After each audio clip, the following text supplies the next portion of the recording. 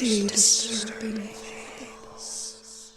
Free furniture. Can't beat it, right? Well, sometimes it beats you instead. Enjoy Previous Tenant by Zebulon Patchen. Read by me, Esmeralda Patchen. One-room apartment. Move-in ready. The marketplace ad looked too good to be true.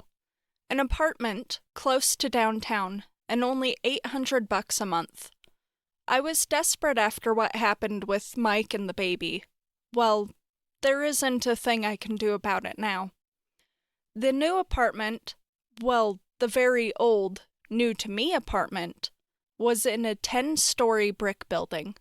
It certainly wasn't what I would call nice. The exterior was covered in grease and other strange stains of an unknown origin.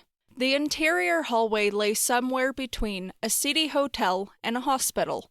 The only decor was the suspect blotches of orangish red smeared into the otherwise plain carpet. The walls lacked any character of their own.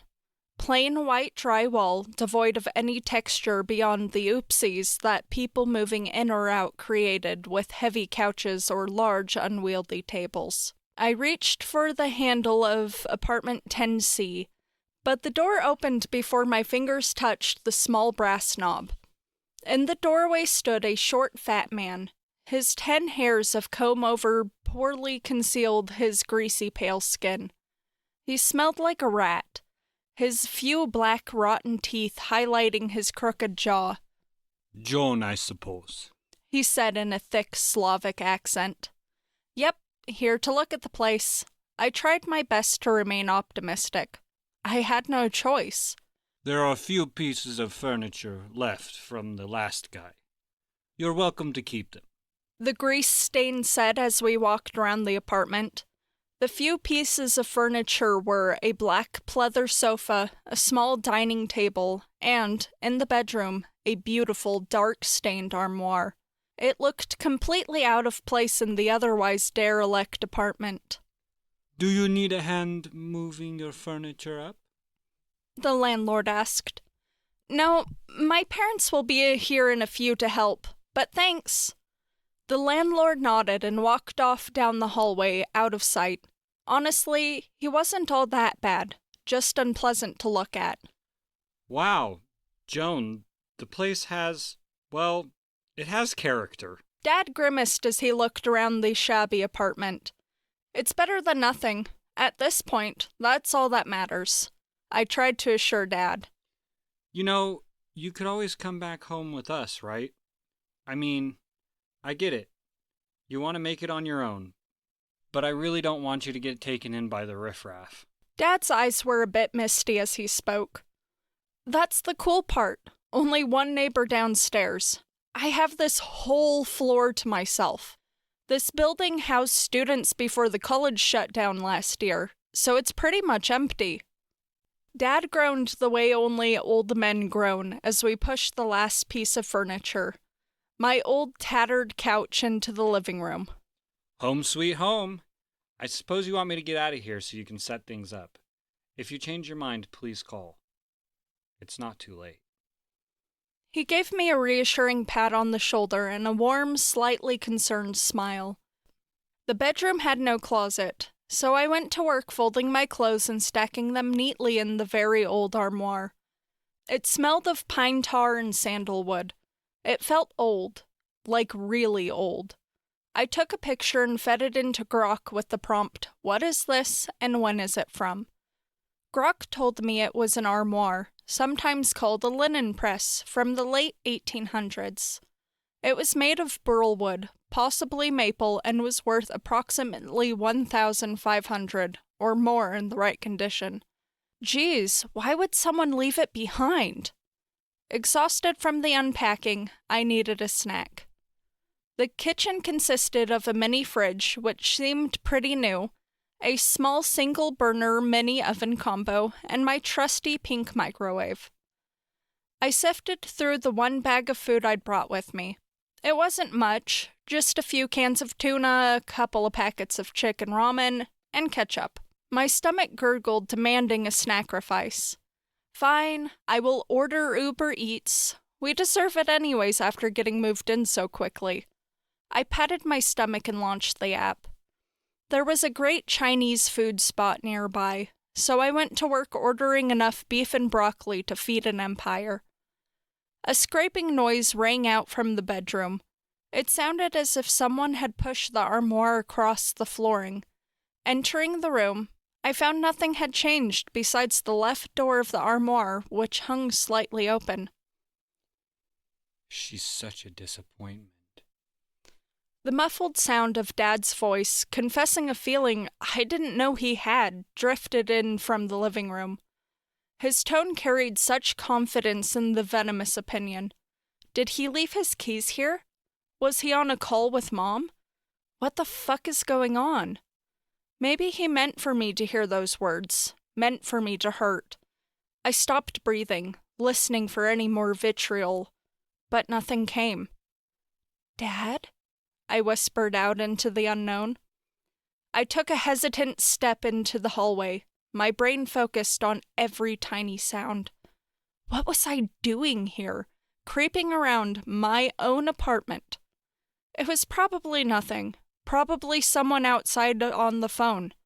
But still, I felt the weight of anxiety holding my feet with each sluggish step. 2 weeks had passed since move-in day, and I was really starting to get used to the place. My friend Kendra stopped in every couple of days to hang. She fell in love with the armoire. It was hard not to. With the beautiful hand-carved textures and swirling burl wood. Look what I brought you, Kendra said, holding up a bottle of clearish yellow liquid. The bottle read, Jim's Fine Wood Furniture Polish. Oh, bitch. Let's polish her up. With each pass, the wood shone more brilliantly. Oh my fucking god. I'm so jealous you scored it for free. Why do you think they left it behind? Kendra beamed at the progress we had made. I don't know. Maybe it was too heavy for them. I pushed against the sturdy wood. It felt bolted to the ground. No kidding. Maybe a grandma owned it. Time for the undercarriage. Kendra made a crude gesture as she knelt down onto the floor. Weird. It says something on the bottom. Borrowed? No, maybe borrowed? Can you pass me your phone? She was now laying on her back, hand outstretched, face concealed under the armoire. It says boggered. What the hell is boggered? I asked, trying to get a peek past her blonde mop of hair. B-O-G-G-A-R-D.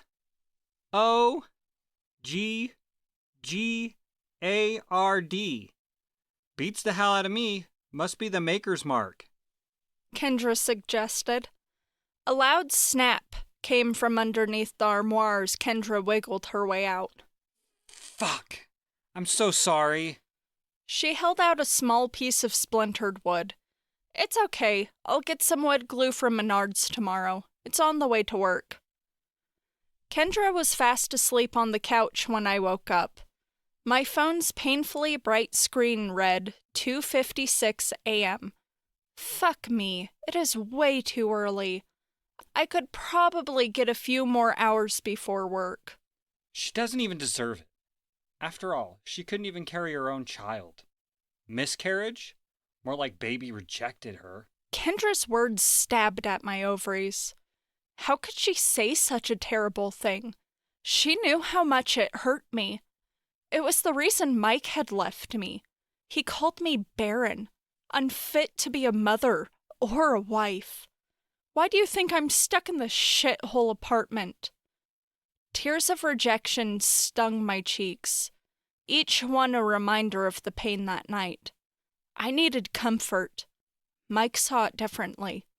He screamed at me, told me I was useless, and blamed me for everything.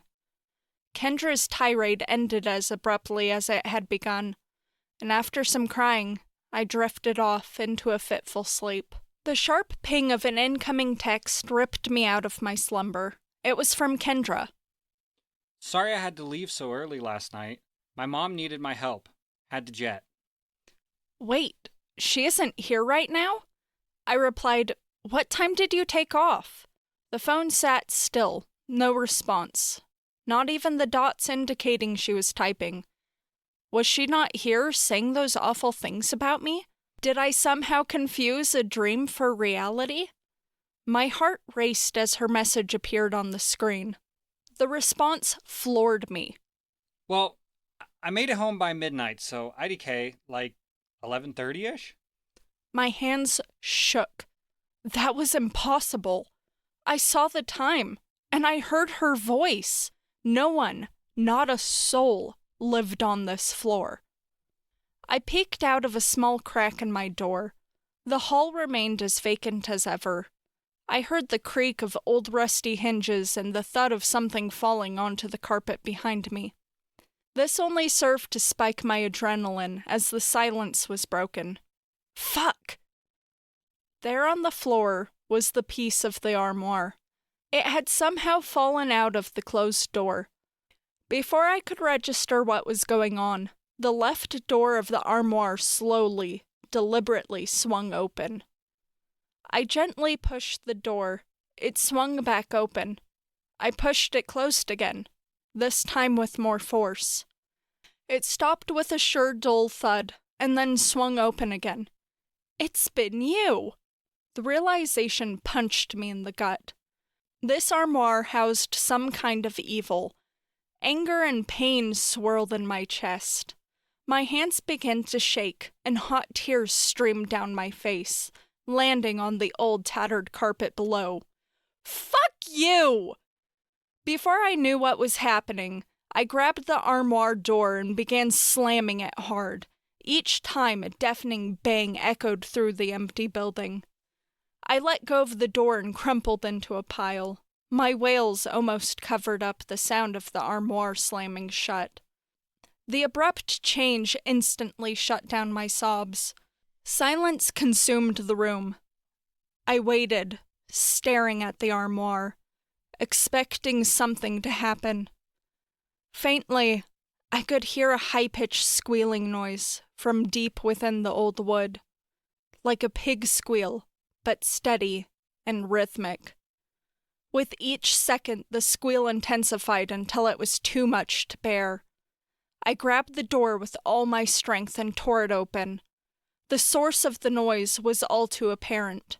Curled up in a bloody mess at the bottom of the armoire was the grotesque, poorly formed embryo of my child that never was. It was wailing out in pain. Its black eyes stared piercingly into my soul. My fear was taken over by love and maternal instinct. Slowly, I bent down and scooped the little fella into my hands. He was no bigger than a tomato and needed his mama. I softly whispered to him, "It's okay, it's okay." His wailing became gentle coos, and his eyes closed. His malformed body turned into dust in my hands. By some unseen force, the dust collected into the air and shot back into the armoire.